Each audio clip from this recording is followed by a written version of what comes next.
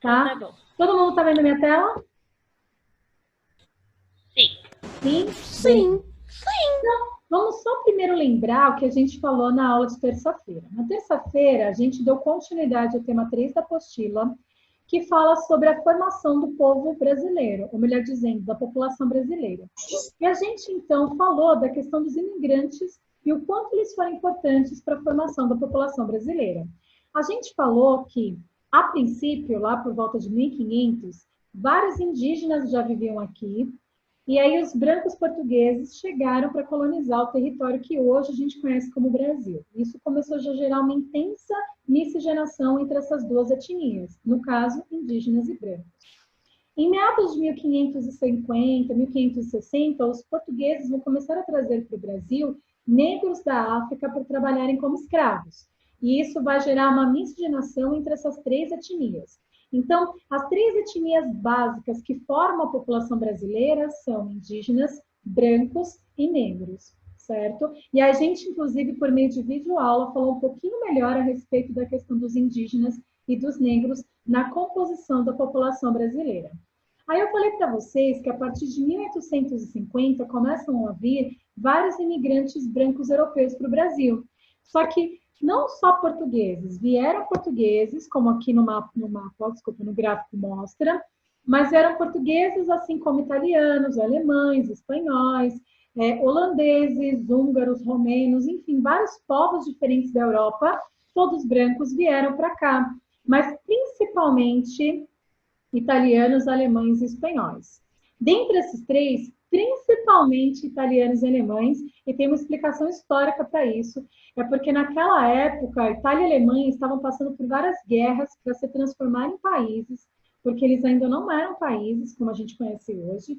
E aí, mediante um contexto de guerra, a gente tem que sempre lembrar que a população passa por péssimas condições. Como assim? A população passa fome, porque as plantações são atacadas, as áreas de abrigo, como casas, moradias, também são destruídas por conta de ataques. Falta água encanada, falta água tratada, coisas muito básicas, a população começa a sentir falta no contexto de guerra.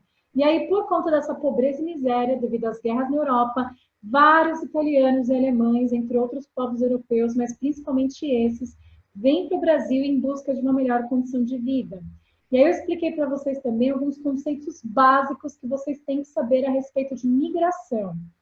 Migração, para ficar bem claro, é quando um grupo de pessoas sai de uma área e vai para outra. E aí eu falei para vocês que quando um grupo de pessoas está saindo do local de origem, eles estão realizando a emigração, que é a saída desse grupo. À medida que esse grupo chega numa nova área, ele realiza a imigração, ele está chegando com o intuito de morar, de se fixar. Esse movimento, saída e chegada, é o que a gente chama de migração. Fluxo migratório é quando você tem muitas pessoas fazendo esse movimento, tudo bem? Pode falar, Marco. Eu só tô querendo dizer uma coisa aqui. Que mandaram no chat ali, que a Nina tá com problemas de internet e ela tá tentando Eu entrar. acabei de chegar, consertei aqui. Obrigada. Tá. Mas, Nina, você conseguiu? Então, agora tá tranquilo? Nina, mas você não perdeu muita coisa. Por enquanto, eu estou só fazendo um breve recordar a viver do que a gente discutiu na terça e que eu sei que você acompanhou, porque eu vi várias vezes você aqui na telinha acompanhando a explicação. Então, eu só estou retomando o que eu já expliquei, tá bom? Tá Então, bom. você não vai sair prejudicada por isso. Então, vamos lá. Continuando. Mas obrigada por avisar, viu, Marco? Eu vou compartilhar de novo minha tela com vocês. E aí é o seguinte, né? A gente estava falando então que principalmente italianos e alemães vieram, né? Espanhóis também e outros povos da Europa. E todos esses imigrantes brancos que vão estar chegando a partir de 1850 também serão importantes para a formação da população brasileira. Tanto é que eu citei que vários de vocês devem ser descendentes de imigrantes que vieram nesse período, né? Com certeza alguns de vocês são descendentes de italianos, alemães, espanhóis que vieram no século XIX e não lá em 1500, né? Vamos lá, deixa eu só ver quem está falando aqui no chat. Ah, tá, vocês estão agradecendo. Então tá bom. Beleza até aqui, tranquilo. E aí, só para continuar e finalizar o que eu expliquei na terça-feira, eu falei que existem dois tipos de migração, a externa e a interna. A externa é aquela que é feita entre países, né? No caso, quando os italianos, os alemães vieram da Europa para o Brasil, eles estavam realizando a migração externa. Mas, além dessa, a gente tem a migração interna, que é aquela que acontece dentro do próprio país. E nesse tipo de migração existem dois tipos. Como assim? Pode ser uma migração interregional, que vai ser entre regiões, diferentes regiões do mesmo país, assim como também uma migração intrarregional, que acontece dentro da mesma região. E aí eu tenho exemplos, né? Então vamos pensar que um cearense, ou seja, uma pessoa que mora no Ceará, que é um estado do Nordeste, se muda para São Paulo. Essa pessoa está fazendo uma migração interna, porque é dentro do próprio Brasil, só que, além disso, é uma migração interregional, porque é entre diferentes regiões brasileiras. Mas as pessoas também fazem migração intrarregional, dentro da mesma região. Como assim? Vamos supor que uma pessoa se mude de Minas Gerais para o estado de São Paulo. Ela está fazendo uma migração interna, porque é dentro do próprio Brasil, mas é entre diferentes estados que fazem parte de uma mesma região. Estados de uma mesma região, então uma migração intrarregional, dentro da mesma região. Quem quer falar no chat? Pode falar? Larissa, se eu sair do nada da aula, porque minha internet tá ruim, tá? Quem está falando é a Jaiane? Sim. Eu também, Larissa. Galera, essa questão da internet, ela pode acontecer mesmo. Então, o que eu digo? Vocês sabem, a escola com certeza instruiu vocês e também eu vou reforçar aqui. Depois das nossas aulas, eu sempre edito o vídeo da nossa aula, eu dou uma cortada em algumas coisas que não são importantes em relação à matéria e depois eu coloco o link da gravação da aula lá no blog, tá? Então, fica disponível mais tarde para vocês. Mas eu só consigo fazer isso bem mais tarde porque eu edito cada vídeo de cada aula. Então, saibam que, caso aconteça alguma coisa, se a internet cai, você não conseguir entrar, depois é só você entrar no blog, clicar no link que vai aparecer um vídeo no YouTube da gravação dessa nossa aula. Beleza? Tranquilo?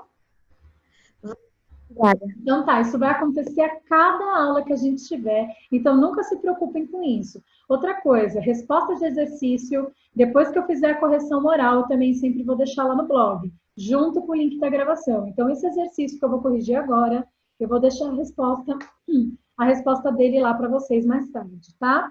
Então, voltando. Esse primeiro exercício... Larissa, pode falar. desculpa. Só queria saber que esse vídeo no YouTube, para eu estudar, ele vai aparecer em que canal para eu poder entrar? É no web aula, ou melhor, desculpa, na transmissão ao vivo. Ok, Então, tem obrigada. dois canais, né? Um que é de aula, videoaula, e o outro é de transmissão ao vivo. Vai ser no de transmissão ao vivo, só que de toda forma, o jeito mais fácil, Laura, como é um canal que é usado por vários professores, é mais fácil você ir lá no meu blog, clicar, que aí vai abrir o vídeo direto para você. É bem mais fácil isso do que se você ficar procurando em todos os vídeos lá do canal, tá bom? Sim, é porque o meu computador, ele tá meio velho, né, meu computador. Aí, às vezes, não aparece alguns links para mim, porque ele tá com muita sobrecarga no computador. Sim. Aí, às vezes, eu tenho que ir direto no YouTube pesquisar o vídeo. Nossa, mas no meu blog, por um acaso, você consegue clicar e abrir direto o vídeo no YouTube ou não? Às vezes sim, às vezes não, depende. Sério, Laura? Não? É.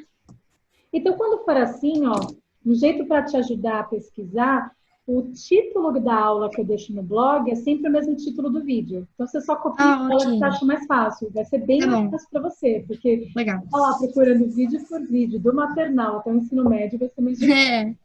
Tá bom? Ok. Obrigada. Então, então você já faz isso. Não tô achando. Beleza. Copia o tema da aula, joga lá então no YouTube, no canal de transmissão ao vivo que você vai encontrar. Mas isso só no final do dia, né? Porque por conta da edição, vocês com certeza fazem edição de vídeo e vocês sabem que isso demora um pouquinho para fazer. Né? Então, tá bom? Bom, então vamos lá. Seguinte, ele traz esse gráfico aqui, ele pede para a gente analisar. E esse gráfico, eu entendo a dificuldade de vocês, porque ele não está tão simples de ler. Mas olha só, o que ele fala? Ele traz aqui algumas datas e quais povos vieram em quais datas aqui para o Brasil. É isso que ele está falando. Então, aqui é uma tabela, desculpa, é um gráfico, na verdade, e gráfico, assim como o mapa, a gente tem que, primeira coisa de tudo, é ler o título. Então, ele fala, Brasil, migrantes por origem, entre 1884 e 1933. Então, tá, você sabe que os dados daqui vai ser referente a esse período. Aí ele fala, quantos alemães vieram, tanto em 1884 a 1893, quanto vieram em 1894 e 1903, quantos alemães vieram entre 1904 e 1913, 1914 a 1923 e 1924 a 1933. E isso vai ser com relação aos alemães, os espanhóis, os italianos, os japoneses, outros povos, portugueses e também aqui está turcos, sírios e turcos, certo? Bom, legal. Então tá, então você sabe que foi variando a chegada desses diferentes povos conforme os anos foram passando. Para você entender bacana o que esse gráfico está te dizendo, você tem que olhar o total aqui, ó. Entre todos esses períodos, né, qual foi os períodos que mais chegaram a esses diferentes povos no Brasil? É isso que você precisa olhar para poder responder o primeiro exercício, viu, Lara? É aqui esse final, esse total. Tá, então, ó, em 1894 a 1893, ó, chegou aqui aproximadamente quase 1 milhão, né? Mais ou menos umas 800 mil pessoas. Aí aqui, em 1894 a 1903, um pouquinho menos, teve uma leve queda. Ah, eu falei 800 mil, não, 820 mil mais ou menos, tá? Aqui, caiu um pouquinho para 810 mil. Aí já em 1904 e 1913, aumentou, foi para 1 milhão de pessoas, né? Aqui, de 1914 a 23, diminuiu, teve uma boa queda, e aí caiu para mais ou menos 500 mil pessoas. E aqui, de 1924 a 1933, né, aumentou um pouquinho novamente, e aí fica por volta de 700 mil pessoas, certo? Então, olha só, se eu comparar todos esses períodos aqui, o período que mais chegou esses diferentes povos aqui no Brasil foi em 1904 e 1913, que bateu o total de 1 milhão de pessoas chegando nesse período. Tá? Deixa eu só ver, então, quem quer falar. Deixa eu só interromper aqui. Pessoal, eu vou falar uma coisa que eu já tinha falado para vocês na terça-feira e vou falar de novo. O chat, enquanto eu estou explicando a matéria, não é para ficar falando nele, nem fazendo graça nele. O chat é para dúvida. E se não é dúvida, então eu peço para vocês não ficarem escrevendo lá, porque eu acho que é alguma dúvida. Eu paro a minha explicação, isso atrapalha todo mundo por uma brincadeira. Então, por favor, parem com isso, porque o chat é para esclarecer dúvida, ok? Larissa, Oi, Gil, tudo bem? tudo e você? Tudo bem, Eu preciso das páginas que eu acabei de chegar, eu estava tentando colocar. sem problemas. A gente está corrigindo o exercício da página 24. Tá bom, obrigada. Larissa, Oi. então meio que no gráfico tá, tipo, mais do que equivale ao total desse gráfico. Isso, exatamente, ó. Então, para você responder o exercício 1, veja o total do gráfico. Em que período entrou mais imigrantes? E aí, tanto faz se foram italianos, espanhóis, japoneses, mas isso tudo está discriminado também no gráfico. Ó. Então, a gente já sabe, por exemplo, que, olha só, o período que mais entrou em italianos, olha só, foi em 1894 a 1893. Né? E também em 1894 e 1903, foi quando os italianos mais chegaram. Mas isso foi a mesma coisa dos portugueses? Não, os portugueses, eles chegaram mais entre 1904 e 1913, certo? Deu para entender? Sim? Então, vamos lá. Então, é o seguinte, de acordo com o gráfico, em que período o deslocamento de estrangeiros para o Brasil foi maior? Então, a gente já... Professora, eu tenho uma dúvida também. Tudo bem, você já fala, só um minutinho, tá? 1904 a 1913, que foi quando aqui, olha só essa barra do gráfico, olha como ela está mais alta, que corresponde exatamente a esse período. Pode falar. Assim, eu não sei se era para ter feito ou não, mas era para ter feito da página 17 até a 19. Ah, sim. Galera, legal que vocês falaram sobre isso. Esses exercícios eu tinha passado para vocês fazerem anteriormente, certo? E aí, para a gente não atrasar a matéria, porque a gente ainda está na apostila 2, então eu quero antecipar para a gente poder entrar na 3. O que eu vou fazer então hoje à tarde? Junto com o link desse exercício, que eu estou corrigindo agora, e a explicação que eu vou fazer daqui a pouco, eu vou deixar também as respostas desses exercícios das páginas 17 a 29. E aí você entre lá no blog depois, confira, faça a correção. Se mesmo assim tiver ficado dúvida, aí vocês me perguntam na aula que a gente vai ter na terça-feira que vem. Terça-feira que vem nós temos aula online de novo, e aí vocês aproveitam para tirar alguma dúvida com relação a esses exercícios. Tudo bem? Tá. Combinado? Então, ó, hoje à tarde vai ficar disponível 3 coisas lá no blog. Quais 3 coisas? Respostas dos exercícios das páginas 17 e 19, assim como também o link da gravação dessa nossa aula e a resposta desse exercício da página 24, ok? E aí você entra, confira, corrija e qualquer dúvida, angústia ou aflição, fala comigo na semana que vem. Beleza? Sim?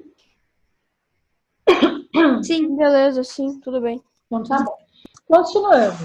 Aí a segunda Mas questão, por que a gente tá corrigindo esse exercício? porque eu tinha deixado ele para vocês fazerem na terça-feira. E esse é mais rapidinho da gente corrigir.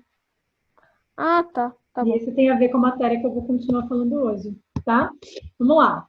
De que países vinham os 3 maiores grupos de imigrantes desse período? Bom, de que países a gente pode observar que os que mais vieram foram italianos, alemães e espanhóis, principalmente italianos e espanhóis nessa sequência. Tudo bem? Então, a resposta da 2 são italianos, espanhóis e alemães. Alguma dúvida, galera? Larissa, você consegue a primeira? Porque eu perdi. Claro, olha só. A primeira é para você falar que período chegaram mais imigrantes no Brasil.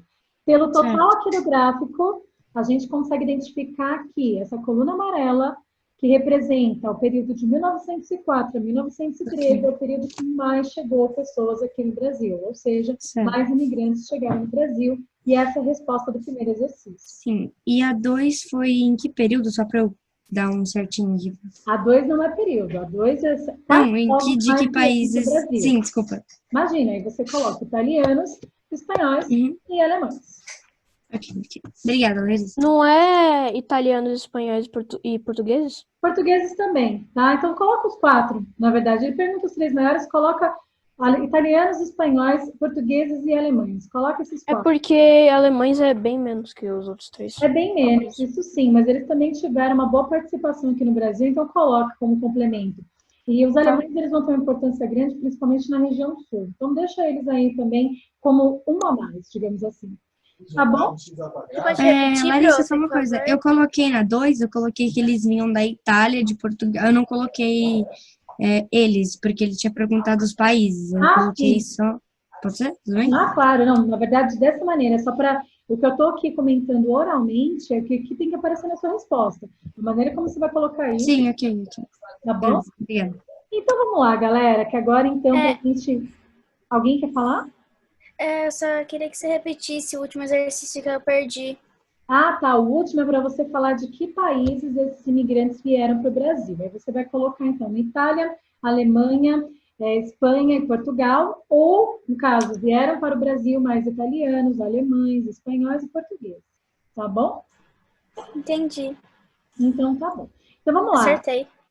Ai, que ótimo. E aí, assim, eu quero agora, então, falar de migrações internas aqui no Brasil. As externas a gente falou na terça-feira. Então, na terça-feira, só para retomar e finalizar, e é exatamente por isso que eu estou corrigindo esse exercício da página 24.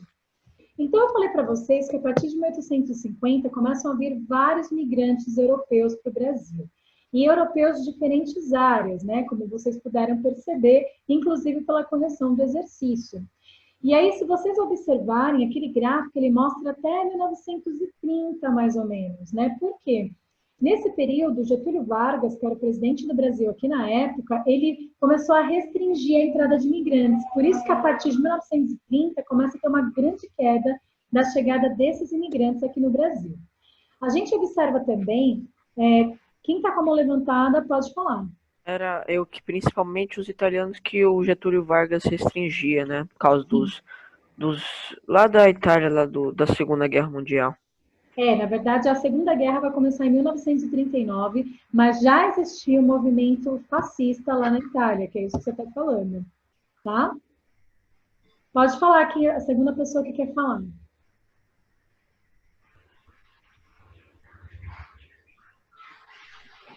Duas pessoas levantaram a mão. Quem é a segunda pessoa? É o Romero. Pode falar.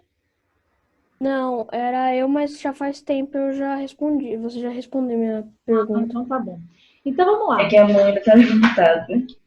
Então tá. Então agora todo mundo no mundo voltando. E aí eu falei para vocês também que mais recentemente vários povos de diferentes países, países menos desenvolvidos que o Brasil, têm vindo aqui para o Brasil, né? Então pessoas pessoas de países como o Haiti, a Venezuela, a Bolívia, a Colômbia, a Argentina, Uruguai, Nigéria, que são países menos desenvolvidos que o Brasil, certo? E que por isso, então, as pessoas vêm para cá em busca de melhores condições de trabalho, de salários, de moradia, de acesso à educação e saúde. No caso do Haiti, o Haiti sempre foi um país bem subdesenvolvido, tá? Ele sempre teve uma grande dificuldade com relação ao desenvolvimento econômico. Mas, além disso, eu comentei com vocês que em 2010 teve um terremoto que destruiu o país, e isso fez com que mais haitianos passassem a vir para o Brasil.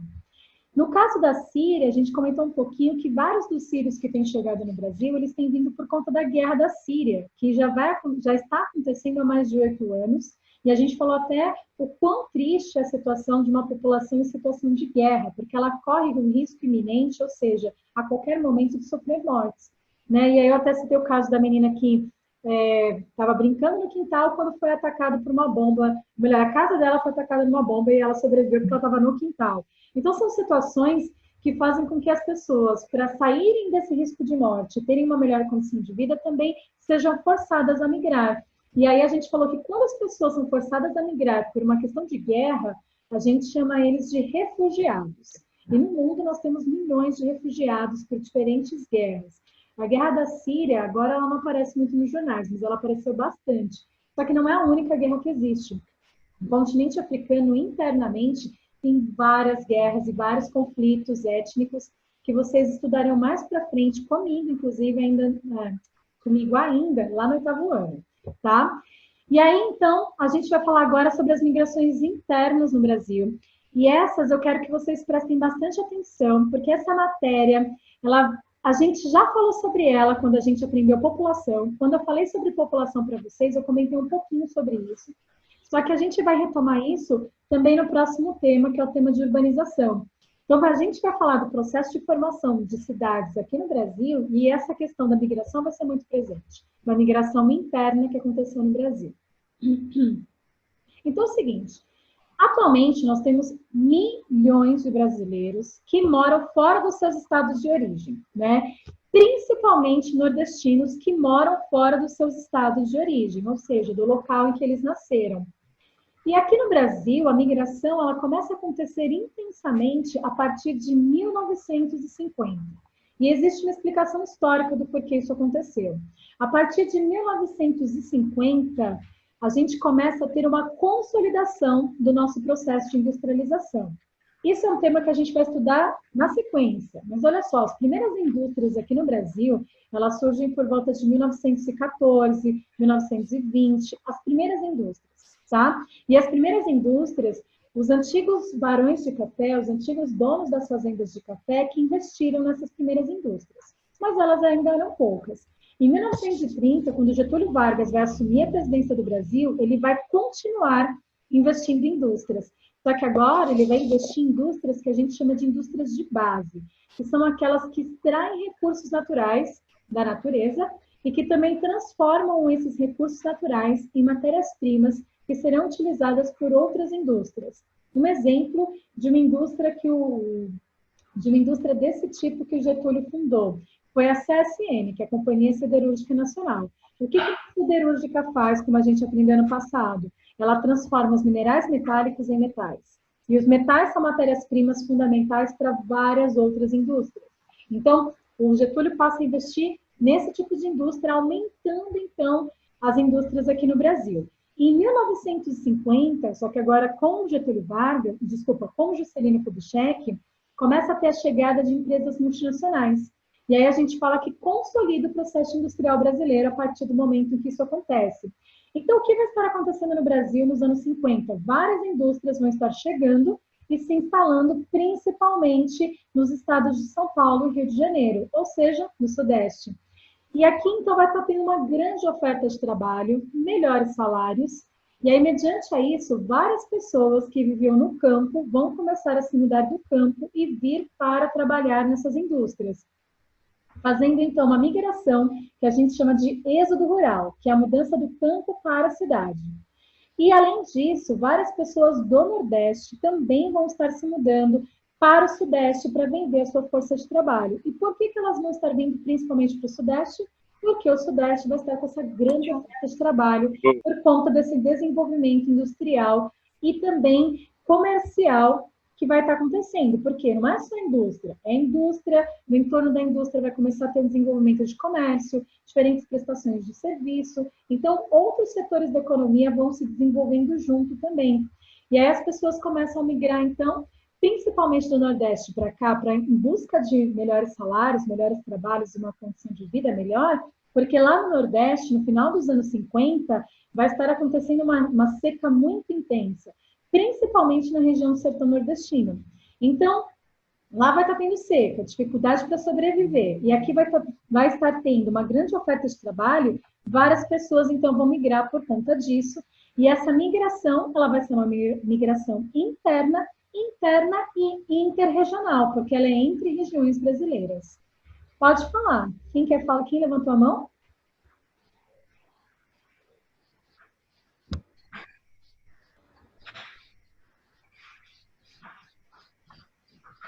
Queridos, alguém levantou a mão, pode fazer a pergunta. Alguém levantou a mão, dá pra ver quem levantou, mas eu não consegue ver o nome, porque ele não tá com o nome real. Exato. O Romero, é o Galo Sniper. Mano, é a mesma coisa que eu levantei a mão faz uns 1000 anos. Então é só deslevantar. Então baixa a mão. Não sabia que precisava baixar a mão. Precisa baixar a mão? Claro. Romero, eu achei que aqui depois tem que descer a mão. Nossa, mano, essa mão levantou uns 30 minutos, velho. Caramba, mano. Mas, Romero, vamos lá. Você tem alguma dúvida ou aquela de antes? Não, é aquela de antes lá mesmo. Gente, só apareceu pra mim agora. Gente, que loucura. Bom, é aquela de antes mesmo. Não montei de novo, não. Então tá bom. De toda forma, gente, quando vocês falam, vocês aparecem aqui na telinha pra mim ao lado. Então pode falar que eu vou ver vocês, tá bom? Bom, vamos lá. Seguinte, né? Então, esse processo de migração, principalmente do Nordeste para o Sudeste, ele vai acontecer a partir de 1930. Por favor, deixe o microfone no mudo. E ele vai continuar acontecendo por volta dos anos de 1960, 70, 80, 90. E, inclusive, isso tem tudo a ver com a mudança na dinâmica da população brasileira. Eu expliquei isso para vocês lá no tema 2. Que conforme as pessoas foram se mudando do campo para a cidade, elas foram encontrando melhores condições de higiene, acesso a saneamento básico, acesso ao atendimento médico hospitalar. Isso tudo foi encarecendo. O que é encarecer? Deixando mais caro o custo de vida, mas também melhorando a qualidade de vida das pessoas no acesso à saúde. E aí, então, tudo isso vai fazendo com que as pessoas passem a morrer menos, né? Ou seja, aumentando, assim, a expectativa de vida.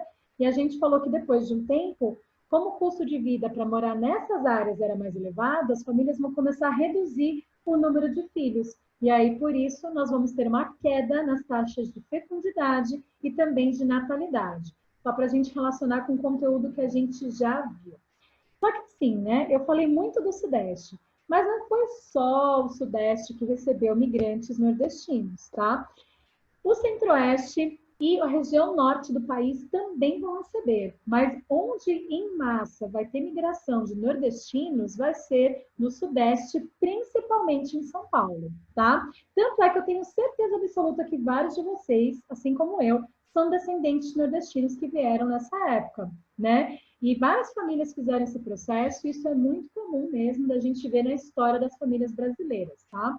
Bom, E, no caso, então, nos anos 50, nos anos 60, por que que além do Sudeste, vários nordestinos foram para o Centro-Oeste e para o Norte do país? No caso do Centro-Oeste, vários foram principalmente para Brasília, porque Brasília ainda não era capital.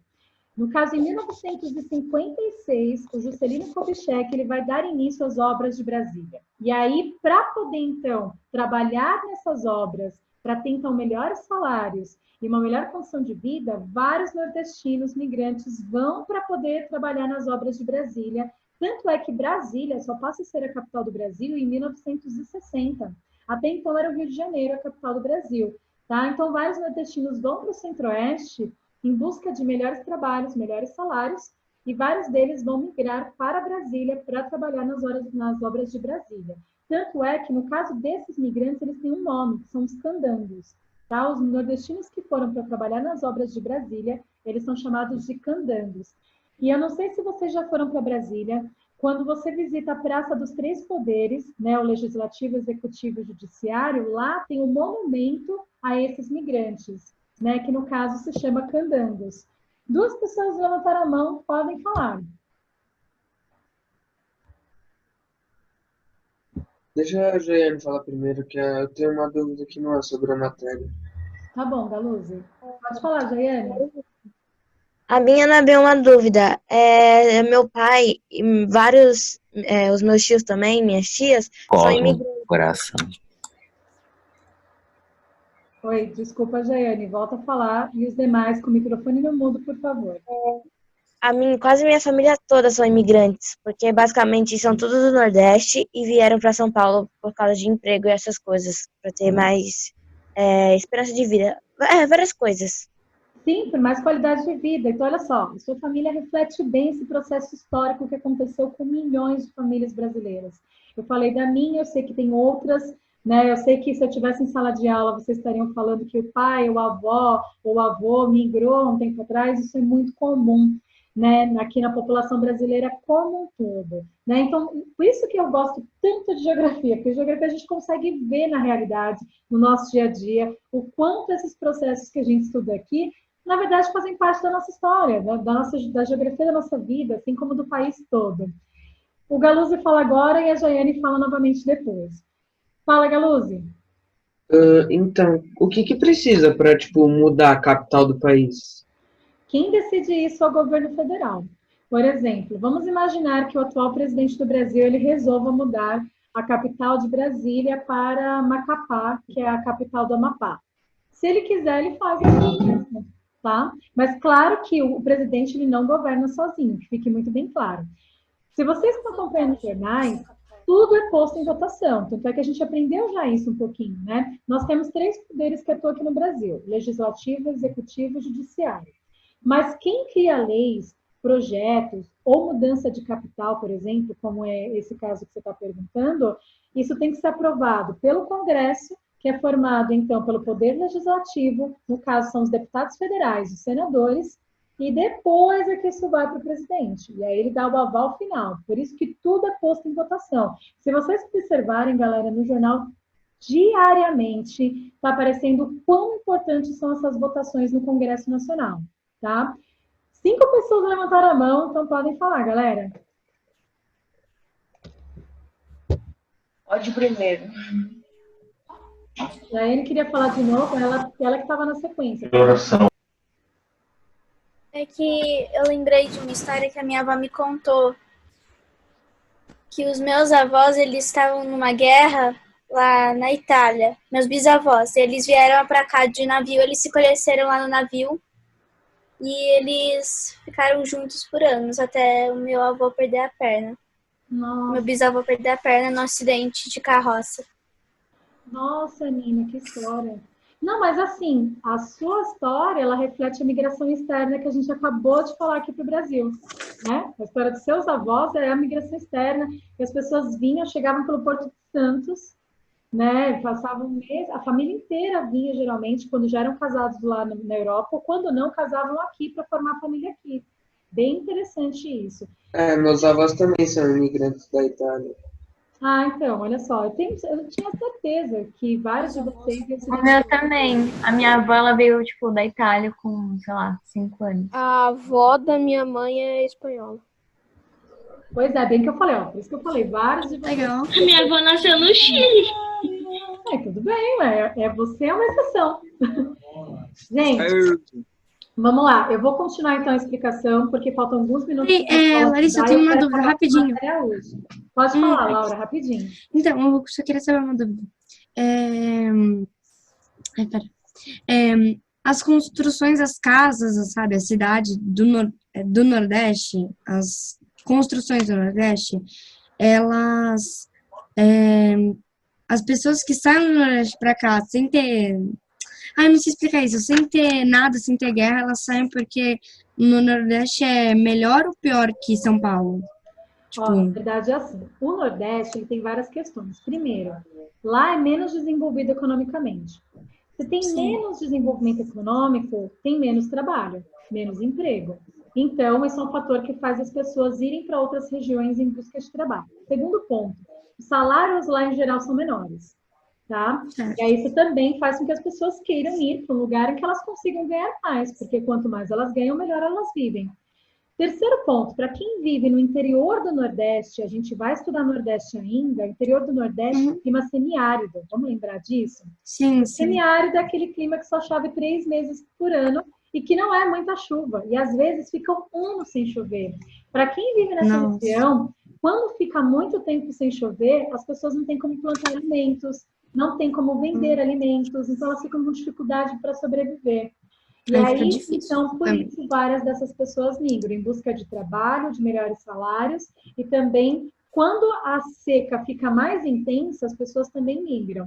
Tanto é que, há 2 anos atrás, gente, é muito recente, 2, 3 anos, inclusive eu já estava no Sion, e aí eu tinha dado Nordeste, eu coloquei uma reportagem bem recente na minha prova, que falava que, naquele ano, tinha sido o primeiro ano depois de 7 anos sem chover.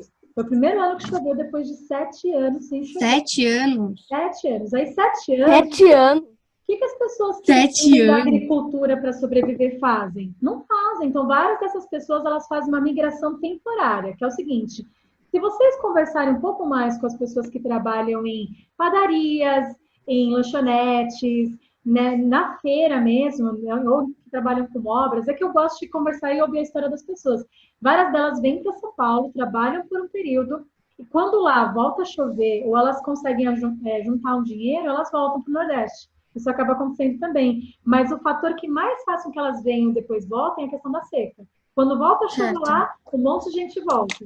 E quando está seco, aí o pessoal sai para São Paulo. Mas eles também podem vir para São Paulo por causa do comércio? É muito comum também? Sim, tem muita gente que vem para cá para tentar trabalhar como comerciante.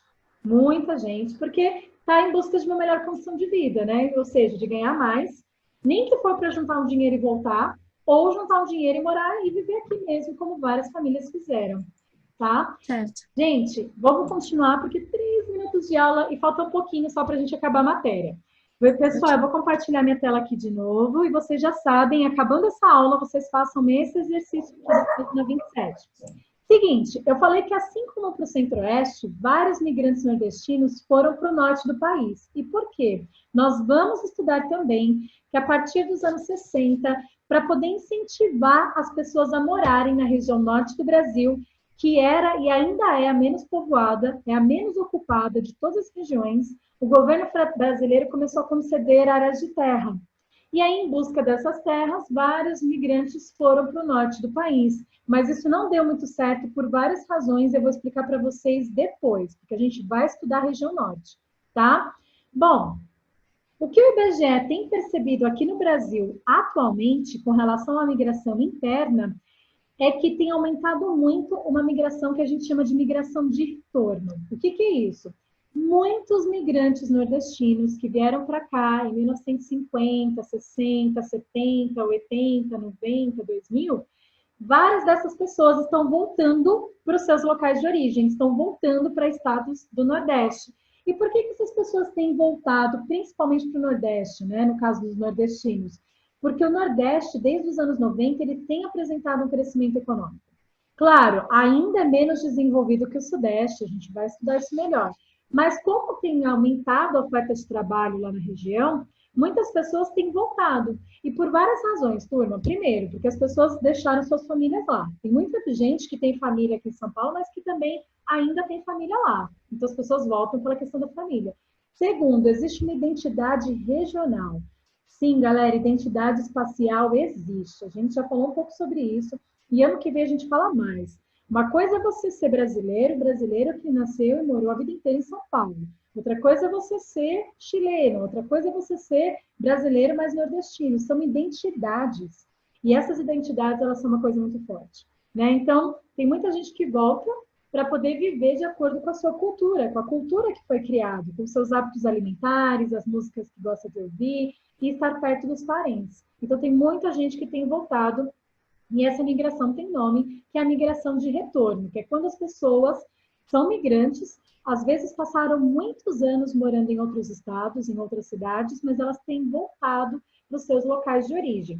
Eu dei um destaque para o Nordeste, porque de todas as regiões brasileiras, onde mais pessoas migraram em direção a outra região, foram pessoas nordestinas. Mas isso não aconteceu só no Nordeste, tá? Como vocês podem perceber, a gente tem essas setas de ida e volta, e essas setas de ida e volta, onde elas aparecem no mapa, é que as pessoas também estão começando a voltar para os seus estados de origem. E para finalizar, falta um minutinho só. Na verdade, a aula já acabou, mas é um minuto para acabar. A gente tem essas migrações sazonais também. O que é isso? As pessoas que migram temporariamente. Mas é uma migração diferente dessa que eu acabei de explicar para vocês, agora há pouco. É uma migração que as pessoas saem do seu local de origem e elas vão para outras áreas para trabalhar no período de colheita dos alimentos. Aí elas trabalham colhendo alimentos, ganham seus salários, depois elas voltam para o seu local de origem. Então, elas fazem essa migração conforme as épocas de colheita, que a gente chama de sazonais. Então, por isso, essa migração também tem um nome, que é a migração sazonal. Tudo bem, galera? Tranquilo? Sim. Gostei da aula de hoje. Quer dizer, eu gosto das aulas, só que essa foi muito legal. População é um tema que eu gosto muito também. Gostei de Zerania dormindo na cama. Eu achei bem legal. É verdade. Bom, gente, eu não vou ocupar o tempo de vocês. Então, faça o exercício da página 27. Terça-feira a gente se vê aqui de novo. Eu corrijo ele, a gente começa o tema... Opa, 3 não, 4. Sorte que eu já fiz o exercício. Eu também. Eu sou um hackerman. Eu que sou um hackerman. Bom, então melhor ainda, sem lição de casa. Gente, para quem não fez, faça. Quem já fez, ótimo. Um beijo, até terça-feira. Tchau, Larissa. Tchau, tchau. Larissa. Tchau, Terça. Tchau.